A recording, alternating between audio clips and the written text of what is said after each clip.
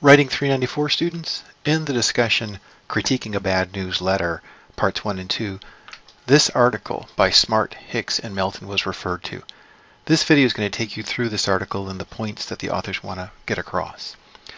What they say in the abstract is that the article advocates the use of problem-based scenarios to teach writing, authentic rhetorical framing, and they mentioned the sample scenario that you read, along with 3 responses showing the type of issues involved in helping students develop writing skills appropriate to an organizational context. I want to point out that that's one reason we use the landscaping scenario in this course. It's designed to give you a scenario to respond to. The authors argued that in academic writing there's something lacking.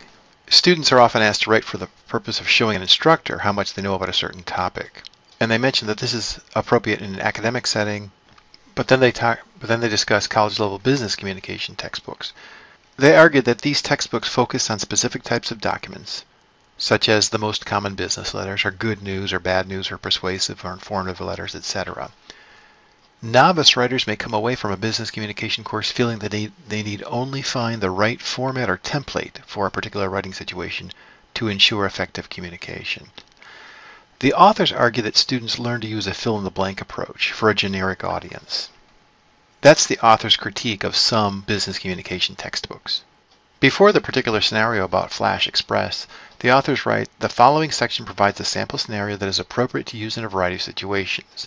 In each of these situations, the rhetorical effectiveness of the message should be taught and discussed, along with any content-specific material.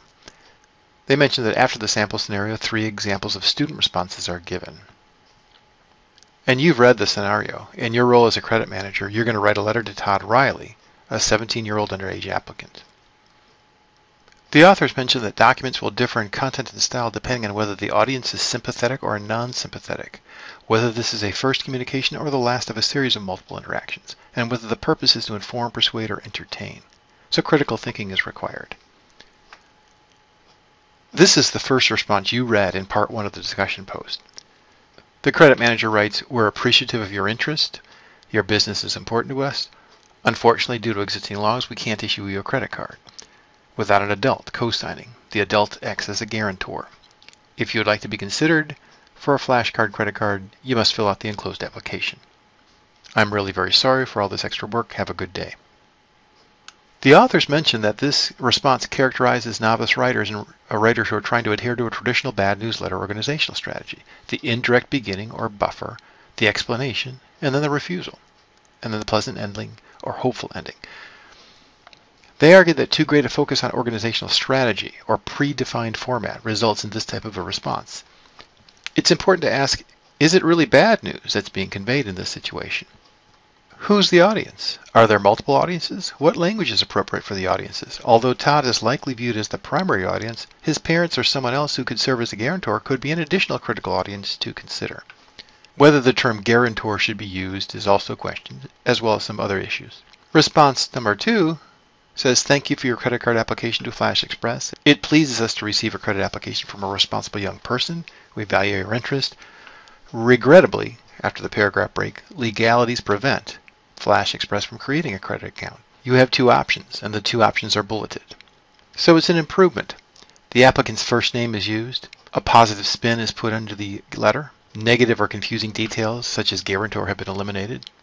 The tone is more positive. There's a question about whether the word regrettably is going to bring about the desired end. A question of ethics behind getting a young person potentially in debt is another discussion. It has a visually more appropriate response because of the chunking and the bulleting. Then we have response number 3. I was delighted to get your application. I handle all applications from people younger than 18. We'd love to issue you a credit card. All you have to do is complete the following steps, 1, 2, 3, and 4. There's then the person's name and address. Todd, I'm glad you chose Flash Express. I hope to receive your new application within the next few days. Give me a call if you have any more questions. And response number 3, according to the authors, does the best job of accommodating all of the rhetorical elements of an appropriate response to the audience given the context and purpose of the letter. So the author's point is that following a template or a formula doesn't always work. One has to consider one's context. The manager's goal is to establish a relationship with the young client. The awareness of the audience's age is evident. The language is straightforward, minimum jargon or technical words. The letter states clearly that the co-signer will ultimately be responsible. the intent and tone is positive. The letter does not suggest that Todd is just trying to get into debt or be responsible about it. The letter's upbeat, etc.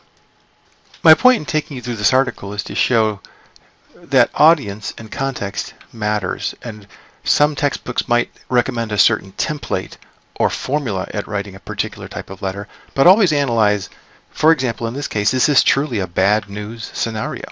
As the authors mentioned back on page 76, in discussing this with students, an instructor may ask if a good news or persuasive response is more appropriate.